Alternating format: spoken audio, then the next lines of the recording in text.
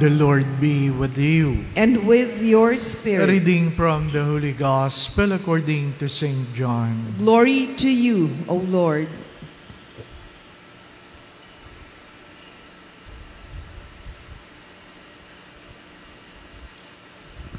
Jesus said to Nicodemus, "You must be born from above. The wind blows where it wills, and you can hear the sound it makes, but you do not know where it comes from or where it goes. So it is with everyone who is born of the Spirit." Nicodemus answered and said to him, "How can this happen?" Jesus answered and said to him, "You are the leader of Israel, and you do not understand this. Amen, amen, I say to you, we speak of what we know, and we testify to what we have seen. But you people do not accept our testimony. If I tell you about earthly things and you do not believe, how will you believe if I tell you about heavenly things? No one has gone up to heaven except the one who has come down from heaven, the Son of Man. And just as Moses lifted up the serpent in the desert, so must the Son of Man be lifted up, so that everyone who believes in him may have eternal life."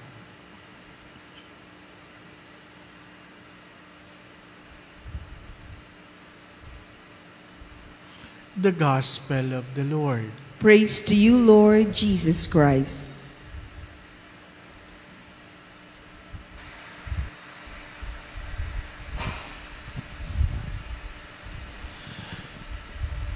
What you do not know, you do not understand.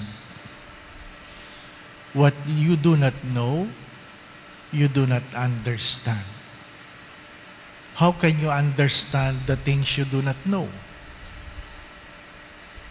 That's a fact. But there are things you know, and yet still you do not understand. Lahat ng hindi mo alam, hindi mo naintindihan.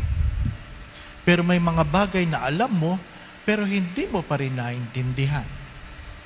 Dalawa lang ang pwede mong gawin. Trying to understand it, or pretend you understand it. Pwede mong alamin, intindihin, o magkunwari ka na naintindihan mo. Sabi ng mga Chinese na kaibigan, sabi nila, there's a saying that I rather ask than be considered a fool than pretending I know it and remain a fool. Mabuti pang nagtanong ka at sabihin sa iyo, tanga ka, kaysa nagkunwari kang alam mo na ikaw ay tanga talaga. My dear friends, my brothers and sisters, what is worse is that you know already, you understood already what is true, and you continue to believe what is wrong. You call it stupidity. Yung alam mo na ang tama, pinaliwanag na sa iyo yung tama, ang pinapaniwalaan mo pa rin ay mali. What is the gospel trying to tell us? Nicodemus accepted, even though being a leader in Israel, that there are things he do not know.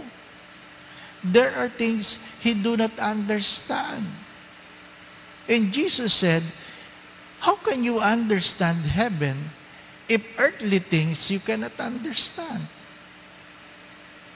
Sadyang, sabi nga, nung nagkukwento, hindi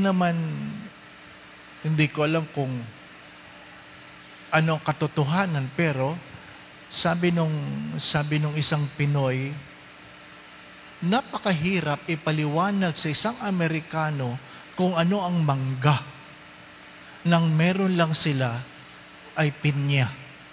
Ano pa? Paano mo ipapaliwanag sa isang tao ang isang mangga nang alam lang nila ay pinya? Ang sasabihin mo lang ay, parang lasang pinya, pero hindi pinya. Hindi po ba? Ano? Limitado ang iyong kaalaman. Limitado ang iyong kaalaman. Pero, buti na lang, nakatikim sila ng mangga. Hindi po ba? At ang sabi nila, magkaiba nga ang lasa ng mangga at pinya. Hindi po ba? No? Mga minamahal mga kapatid, there are things we do not know. There are things we know and yet we do not understand. And there are things, hopefully, we understand and help us to make a better choice. As I have said yesterday, we are a product of our choices.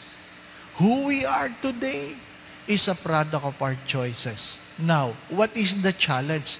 The challenge is the first reading. The challenge is the first reading. How can we live in a community that we share with one another what we have? Either we become a communist to live in common, or we can really live according to the words of God. How?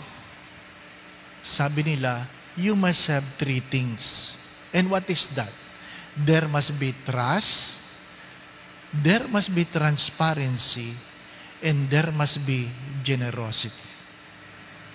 There must be trust, pagtitiwala, there must be transparency, walang nililihim, and there must be generosity. Halimbawa, Father, yung baliktad.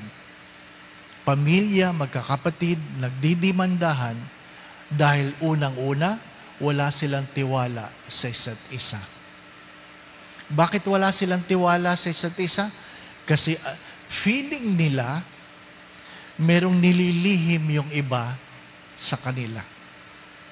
How can you trust someone you know who is not transparent? And how can you be transparent to people who are not generous? Or how can you be generous to people who are not transparent? My dear friends, my brothers and sisters, I would like to invite you to look at your relationship in your own family. How much of the things we know in our family we understand? How much of the things we know in our family we understand? Yung ba nga alam ba natin sa isa't isa, naintindihan natin? Ikalawa, pinipilit ba natin silang intindihin o pinagpipilitan natin ang ating mga sarili sa kanila? Do we impose? As I always say this, we never impose our values on others, but allow them to know what are your values. Parang mahirap, no? Ganito yan. Ang palagi kong halimbawa, nagpunta kami sa Ilocos. Well, binibisita namin yung mga seminarista. Nung kami nasa Ilocos, ang paborito ko lang naman pagkain sa Ilocos, bagnet. Ano pa? Bagnet. Ano? Bawal pero masarap. Bagnet. Ano pa? Pagdating doon, ay di hinanap ko kagad yung bagnet doon sa kainan, sa mga pagkain, bagnet. Uy, mayroon. Kari-karing may bagnet. Tama, kari-karing may bagnet. Tapos bagnet. Puro bagnet, ano po? Tapos mayroong isang kakaiba. Kakaiba. Parang maliliit na beans. Sabi ko, ano kaya ito? Ano po? Hindi pa nagdadasal, tinikman ko na. Tinikman ko na. Pumuputok-putok. Pumuputok-putok. Sabi, ano po ito? Father, specialty namin yan. Ang tawag dyan ay buos. Buos. Hindi ko alam ko. Buos, tama po ba? Ilocano ba kayo? Buos. Ano po yung buos? Itlog ng langgam. Nako, nakain ko na. Parang may gumagapang pa sa lalamunan ko. Itlog ng langgam eh. Ano po? Yung mga puno na naiipon yung dahon, di ba? Yung hantik, yung kulay-pula na langgam na malalaki, yan ay sinusundot nila at may mahuhulog na itlog. Ha? At yun ang niluluto. Ha? Specialty daw yun. Mahal yan, Father, mahal. I'm sure mahal yan. Kasi kung ikaw ba naman ay kinakagat ng langgam, mahal yan. Hindi po ba? Kaya lang, hindi ko type. Ano po? Kasi ang hirap kainin ng itlog ng langgam. Ano po? Anyway, 4 kami mga pari. Nung kakain na, bless the food, siyempre hindi ko kinuha yon kasi alam ko na kung ano yon. Sila kumuha nun. Ako, bagnet lang binanatang ko. Ano pa? Ay di kwentuhan. Tapos sabi nila, ay, ano ito? Ano ito? Diba? Hindi, kakaibang lasa. Ano po? Ano ito? Sabi ko, itlog na langgam. Sabi, ano ba? Ay, ang dami nila nakuha. Ano pa? Ito na ang kwento. Sabi ng host, Father, but hindi ka kumakain ito? Ay, tapos na po ako. Nakatikim na po ako. Yung 3 pari, tinanong nila nung host, sabi, Father, kumusta? Masarap?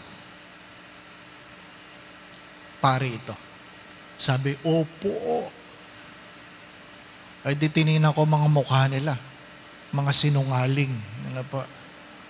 Sinabi mo nang hindi mo type, tapos tinanong ka lang, bakit? Ayaw mo makasakit, di po ba? Ano? Oo. O, di nung nalamang masarap daw, di kinuha yung serving tray. Binigyan sila ng mas malalaking yun. Tama na po. Kunwari nahihiya, di ba? Ito pag alis ng host, sabi ko, magdusa kayo mga sinungaling, di pa ba? Ano? Ha? Mga minamahal na mga kapatid, why can't we be transparent? Mahilig tayong magpa-cute, no? Mahilig tayong magpa-cute. Yun ang problema natin. Kaya tayo hindi nagkakasundo. Marami tayong nililihim. Mga minamahal na mga kapatid. Sabi ng seminarista, lumapit sa akin, Father, nagagalit sa'yo nanay ko. Ba't ka nagagalit? Ayaw mo daw kainin yung buhos. Sabi ko, 2 lang ang mangyayari. Palalabasin kita sa seminaryo, kung pipilitin mo ako niyan, o susuntokin kita. Hindi ba? O hindi nagkasundo kami. Hindi pa ba? No? Hindi ako pinakain. My dear friends, my brothers and sisters, kung alam mo na, intindihin mo. Inuulit ko, there are things you know that you do not understand, and perhaps there are things you will know that you still not understand. Be humble. What prevents us from living in a community is we cannot trust one another because we cannot be truthful and transparent to one another. And because of that, we fail to be generous. Amen. Children would generously share about themselves if their parents are generous enough to listen. Children will be generous enough to share about themselves if parents are generous enough to listen. Generosity begets generosity. Coming from a family, a gathering, ang sarap ng tawanan, ang kwentuhan. Pag-uwi namin, sabi ko, ang saya nyo magkakapatid, ano? At sabi niya, wag lang pera ang pag-uusapan, Father. Wag lang pera ang pag-uusapan. Kaya siguro maraming mahirap ang masaya eh. Walang perang pinag-uusapan eh. Ano po? Come to think of it. What are the things your parents do not understand because they did not know? How do you expect me to understand you if there are things I do not know about you. The Lord be with you. And with your spirit. And may Almighty God bless you and your family, the Father, the Son, and the Holy Spirit. Amen. We go now in peace to love and serve the Lord. Thanks be to God.